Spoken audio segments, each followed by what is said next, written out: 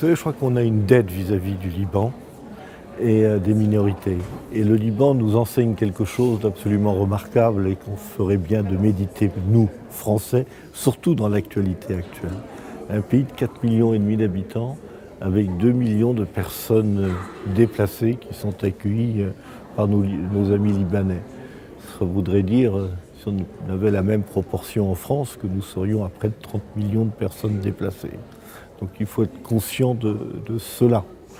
Et puis j'ai envie de dire que les Libanais nous apprennent aussi autre chose, c'est la capacité à vivre ensemble alors que nous sommes de communautés religieuses différentes, et ils nous enseignent que l'on peut affirmer des convictions dans le domaine de la religion sans pour autant s'opposer en permanence. Ce qui fait la force du Liban, c'est cette volonté de vivre ensemble, et notre devoir à nous, eh bien, c'est de faire en sorte que ces communautés puissent vivre en paix.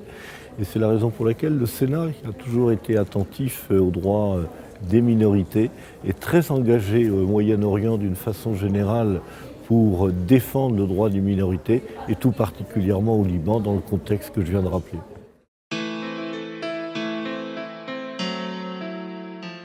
Cet accord est important. Pourquoi ? Parce qu'on est dans le domaine du droit. Et ça participe aussi des relations, bien sûr, entre la France et le Liban, mais j'ai envie de dire de façon très égoïste, au rayonnement de la France dans le monde. Donc moi j'ai vécu cette signature d'accord comme une manière de renforcer de façon très tangible la relation entre la France et le Liban, et peut-être inviter la France à être encore plus présente au Liban, à être encore plus à côté de nos amis libanais.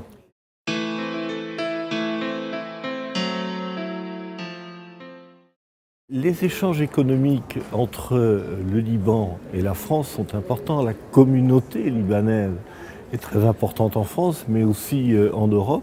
Et je pense que le fait que les notaires aient souhaité travailler ensemble, c'est une manière de sécuriser ces échanges sur le plan du droit.